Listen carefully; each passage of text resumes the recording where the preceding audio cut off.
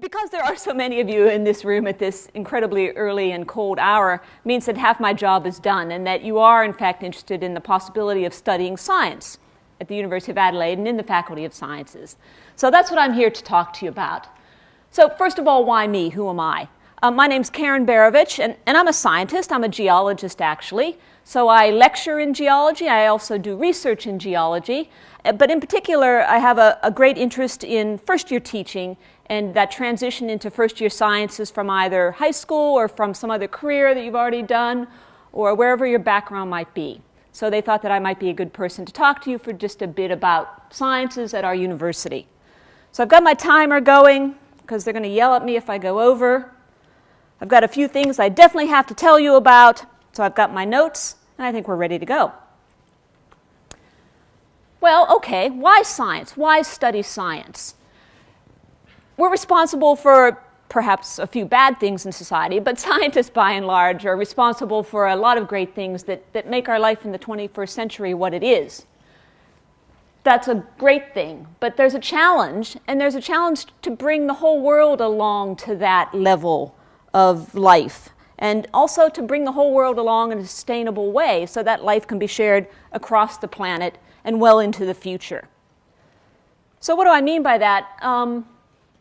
There are certainly global issues facing society and facing our world as we move forward. So I just heard on the news that there have been another series of earthquakes shaking central New Zealand. We know what causes earthquakes, but what hope do we have of trying to predict them? What hope do we have of mitigating the effects of them? That's a scientific problem. I was listening to the BBC one afternoon at home and heard a statistic that said that there are something like 300 million people in India who don't have regular access to electricity. Imagine life without electricity. If you use a mobile phone, you might be thinking, how would I charge my phone? But think of the more basic things, just like refrigeration or heating and cooling. So these really are truly global challenges.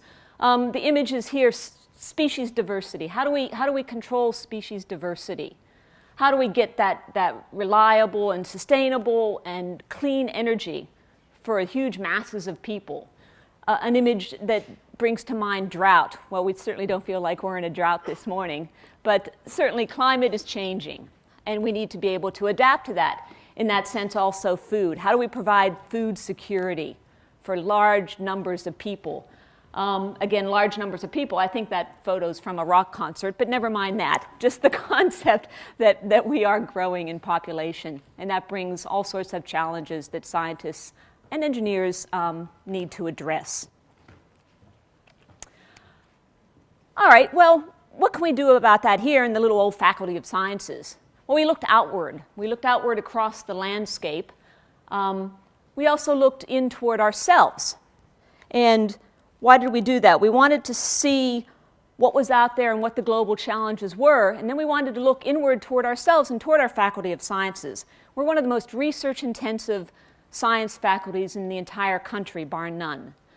So we looked inward and we said, what do we do well, and what are the questions that we're framing and that we're addressing that are relevant to society and should be relevant to our future and current students? So that was a big exercise. That was a big exercise. So our executive dean put it to his academic and research staff to define those questions and to make our teaching curriculum relevant to those questions and how we're addressing them. So we redesigned, in the first instance, we redesigned our curriculum around what we call 10 big questions. So these questions, there are more than 10 big questions, obviously, that face society and that can be solved with science. But we looked at the questions that are completely relevant and immediately relevant to what we're doing. So I was speaking to somebody about physics and space sciences. Well, how did the university begin? Here is my personal favorite. How does the Earth work? Just that comment I made about earthquakes. How does the Earth work? How can we mitigate or how can we predict, at least predict those events? What is life? I talked to somebody who's interested in genetics and studying genetics. So what is life? And then how did life evolve on Earth? The important thing about these questions also is they're not part of a single discipline. How did life evolve on Earth is as much a biological question as it is an Earth history question. and a planetary question for that matter. How do we unravel the causes of diseases? Where's the person I talked to about molecular biology, interested in these sorts of topics? Why does climate change? Is climate changing? Why does climate change? What can we look at in the Earth's past record to predict future changes?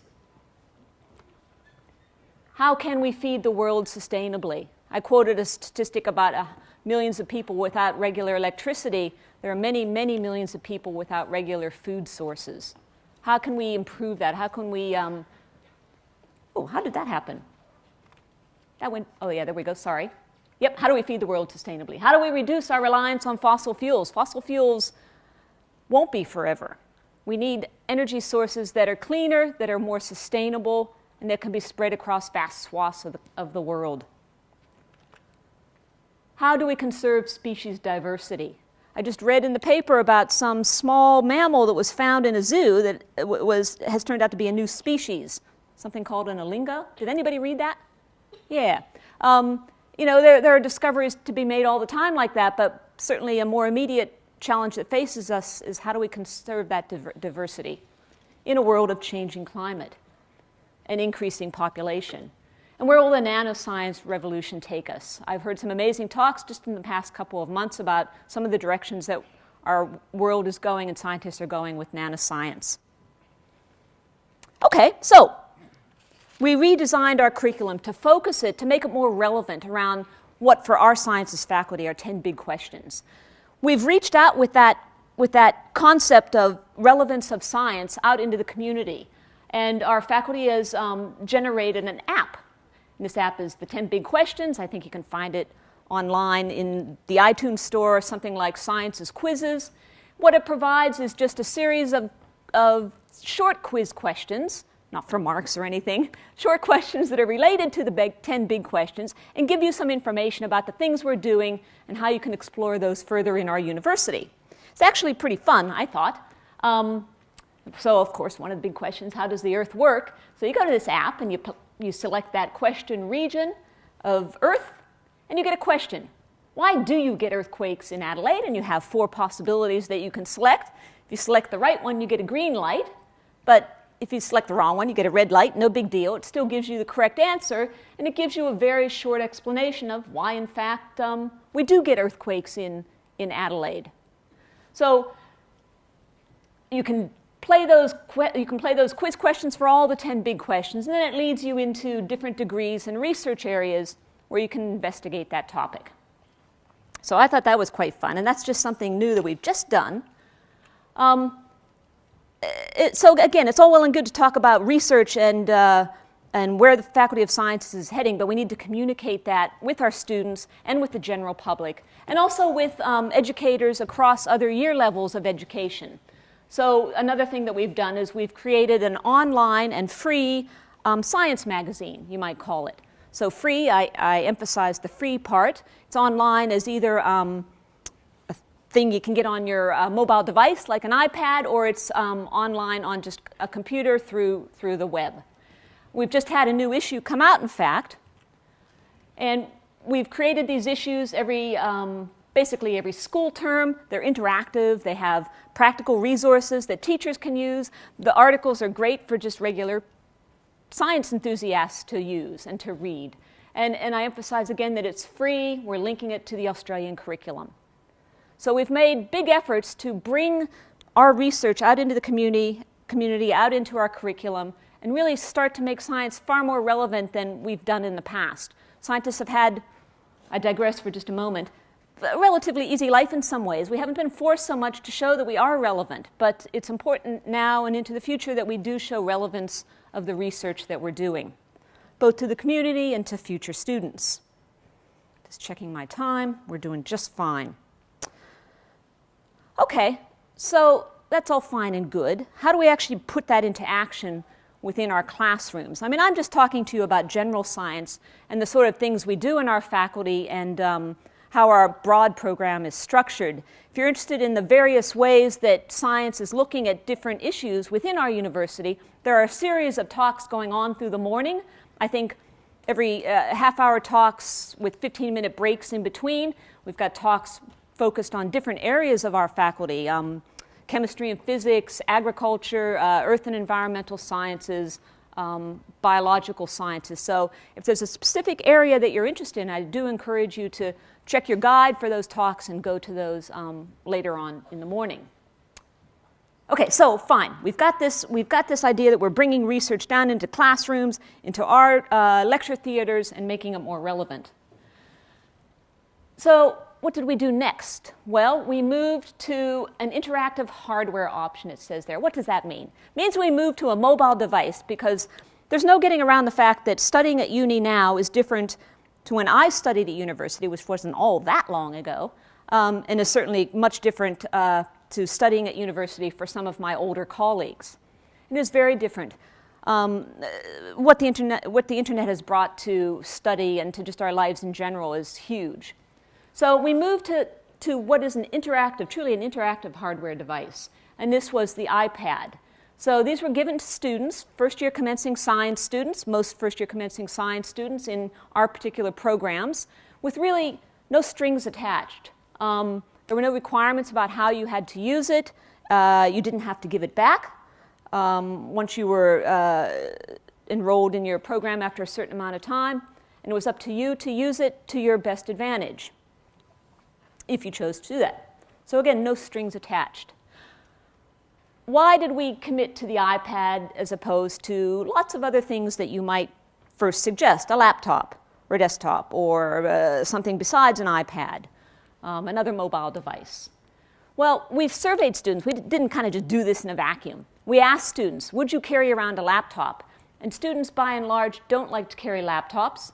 And I can't blame them. If you bike in, anybody who bicycled in this morning would know it would have been miserable carrying a laptop with you. It's difficult to find a place to store them. If you're on campus all day long, you've got to lug around that heavy. No matter how nice laptops are getting, they're still a pain in the butt to carry around, and they're heavy. So we wanted to go with something small and portable. Internet access on an iPad is incredibly easy. We supply them so that they're 3G enabled, and we have free Wi-Fi here on the campus, so it's very easy to hook up to the internet. And you think, well, why do we need to hook up necessarily to the internet? Many of our teaching resources are online through our online teaching system. So you're able to get your lecture notes, you're able to get your pre-reading for your practicals in sciences. We're very hands-on. We have, for instance, lots of background material to read for our pracs. So it just made that so much easier for students. We communicate, because lecturers are kind of old-fashioned, most of us communicate by email and not by things like Facebook or Twitter or other sorts of social media. But an iPad that's able to be hooked up through the Wi-Fi, you can read your emails all the time and keep up with any announcements that your lecturer sends out to you. So that aspect was very good. There are some amazing apps for education. I wanted to put a couple of them up, but no, as I see, I wouldn't have had enough time. There's this app that is amazing. It's a seismometer, and you can put it on a table and hit the table and watch the seismic waves. Watch the seismic waves on the trace of the app. And there are all sorts of apps for online glossaries and interactive exercises. So that's been terrific. And also, very importantly, it allows for easy access to online. I have the word free there. We worked very hard in our first year to find online textbooks, so e-books, that were significantly cheaper than hard copy books. And what we've now moved to, in fact, is access to free online textbooks, so that for a large number of our first-year courses, biology, some of our physics, geology, we actually use free resources.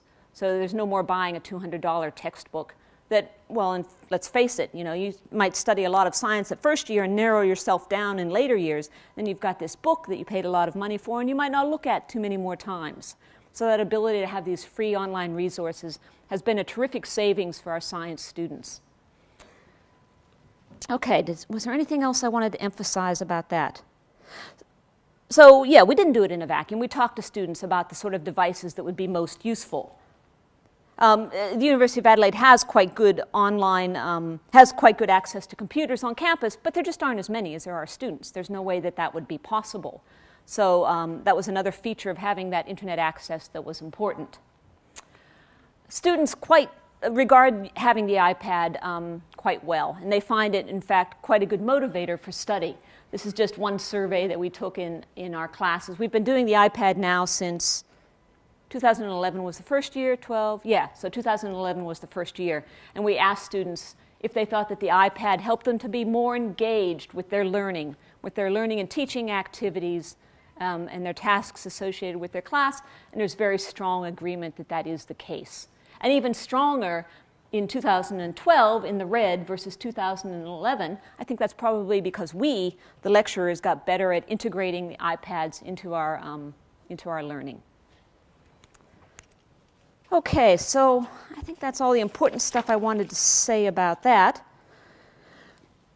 So broadly speaking, in terms of learning and teaching in sciences in the University of Adelaide, what do we think we've achieved? Well, I hope that we've provided a clearer understanding of the relevance of our curriculum, the relevance of our research, both to our undergraduate students, future undergraduate students, and just to our community here in Adelaide in general.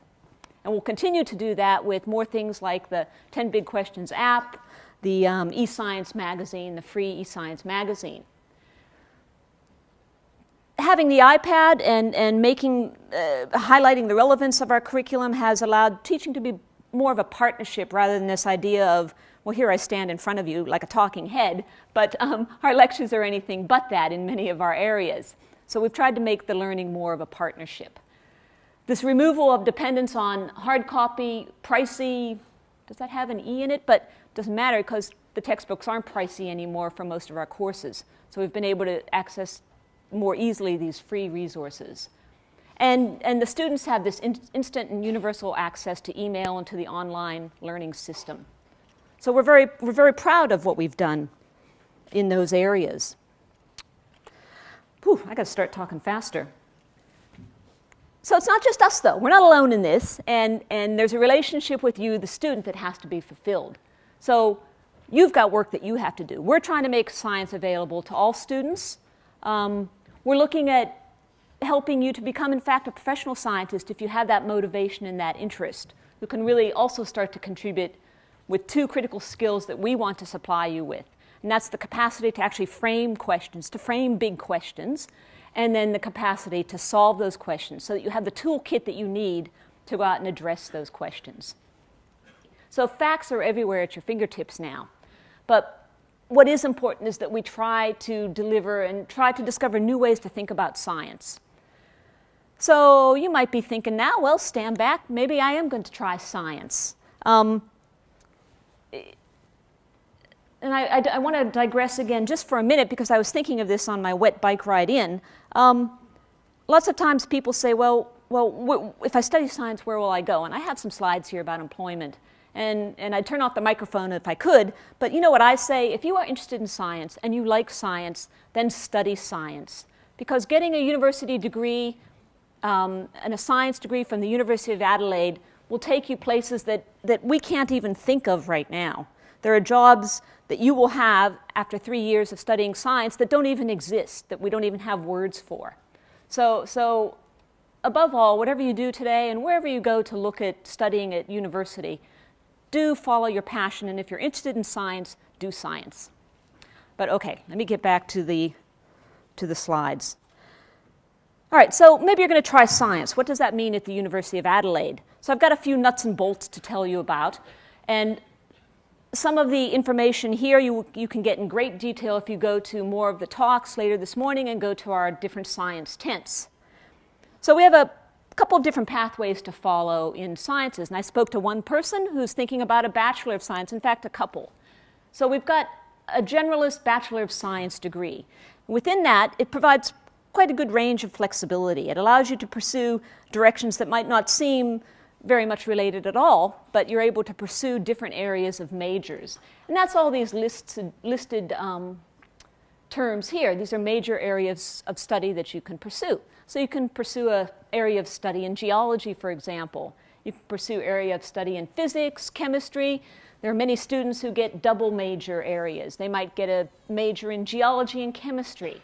That's a common and useful combination. You like chemistry, but geology interests you. You like physics, but ecology interests you. So that possibility exists to pursue different areas of study. There's a program that's related to the Generalist Bachelor of Science, but it's the Bachelor of Science Advanced Degree program. This one's quite close to my heart because so all of these programs have different coordinators, people who kind of looked after them and look after the students who are part of them.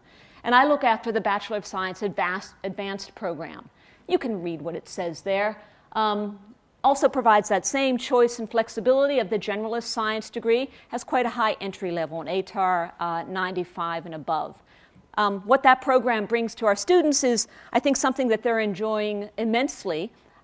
They get to experience research very early in their undergraduate careers, which is quite unusual at university. So in second year and then further in third year, they get to work one-on-one with research and teaching academics about an area that interests them. They get to actually do a mini research project in their last year, and they get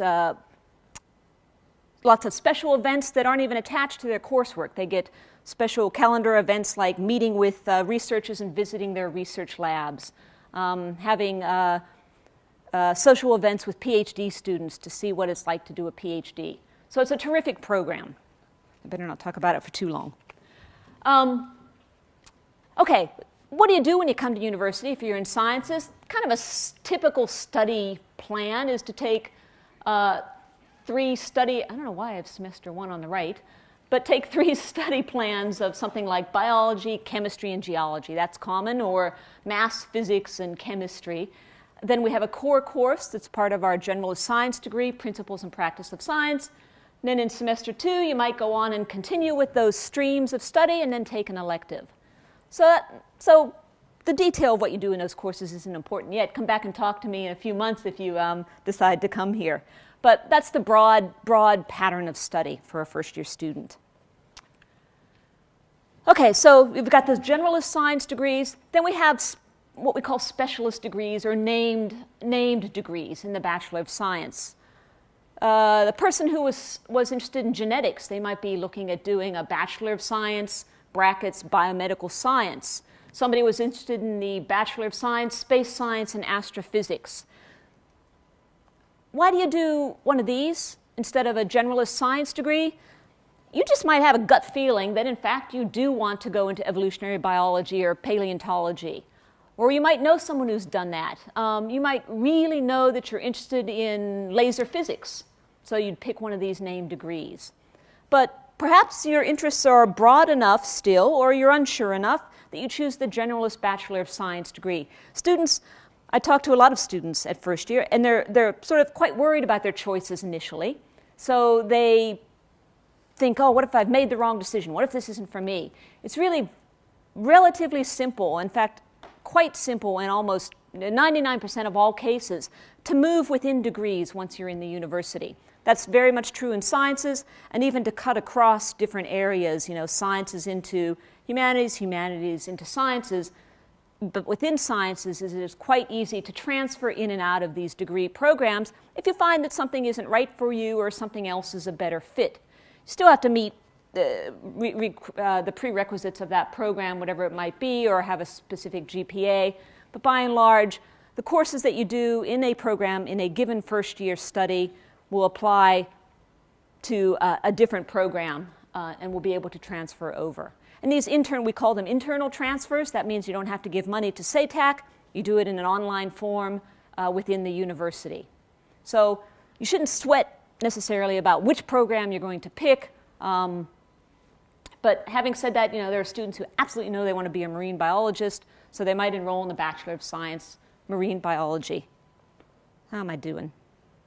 Just fine. Did I need to say anything else about that? Don't think so. And then, so those are named degrees. There are then also a couple of specialist degrees. You might be thinking, what happened to agriculture? Well, here it is on this page. So they're not called Bachelor of Science. It's the Bachelor of Agricultural Sciences. It's kind of a specialist degree in studying agriculture. The Bachelor of Food and Nutrition Science, a very popular program in our faculty. Bachelor of Viticulture and Enology. It's a 4-year program, for example, so it's kind of in a special category. All right. Now, have I said everything I need to say there? Yes. So I mentioned that issue of employment before. I do get students asking me, well, what will I get a job doing if I get a science degree? And that is just a question, it's really bigger than Ben-Hur. It is such a hard question to answer. I mean, okay, let's say you go to university and you study accounting. Somebody tell me, what will you probably get a job doing? Accounting. You'll become an accountant. You go to university and you study, help me out, law. Well, okay, having said that, perhaps not every student who studies law gets a job doing that, but what would you become if you studied law in the best world? A lawyer. If you study science, what do you get a job doing, or what do you become? Well, a scientist, yes. Oh, I'm being yelled at up there. Okay, I'll talk faster. So yes, a scientist, but you know, you go through the newspaper, and there aren't a lot of jobs that just say, scientist, apply here. I don't even know if there are that many jobs that say lawyer, apply here. But okay, so science careers. These are the broad areas in which our people go out and get jobs in. Environment and marine, education, space and physics. You can read them yourself. There are related careers that graduates get when they graduate from their Bachelor of Science degree. Education should be up there somewhere. Politics. Lord knows some of our politicians need some science information, better science information. Scientific law and patents, all sorts of broad areas. We have quite a good, I'm amazed at, when I was looking at this, what our professional staff has done in terms of the careers webpage. So you can go here and actually click on areas. I clicked on agriculture and wine, find out the sort of work, read about people who graduated within that area and now have jobs and what they're doing. I also need to mention Adelaide approved. What do I have a note here for myself? Okay, yes. So you might be aware, and probably you are if you're looking into university next year, this issue of variable cutoff scores. You don't worry about that with sciences. We've got an Adelaide approved program, and I just have to make sure I read it correctly. With a score of 75 or above in ATAR, it's an automatic entry into almost all of our programs. I say almost all because some do have some year 12 prerequisites, but nearly all of our programs. So the point of this is to try to take some of the stress away from getting that all-consuming score that many of you are working towards so hard. And okay, a couple of commercial breaks here, a couple of advertisements. We have an open night, and I highlight the word free. So anything free, if you become a student, and when it says free, you go, because you know, can't hurt, it might help. So that's free on Wednesday, the 11th of December. I'll probably be there. It sounds like fun. And then also we have a sciences marquee, which is in some direction. We have all of our, that direction. We have sort of science-specific marquees up. So I'm going to go work in the earth and environmental sciences area. There's physics and all the different ones. You can contact us at all those different ways, email or phone. You can go and visit us on campus. And also, apparently we're having a day in the life of a student tour. It's going to commence shortly just outside. I have no more time. It's time to stop. Thank you very much.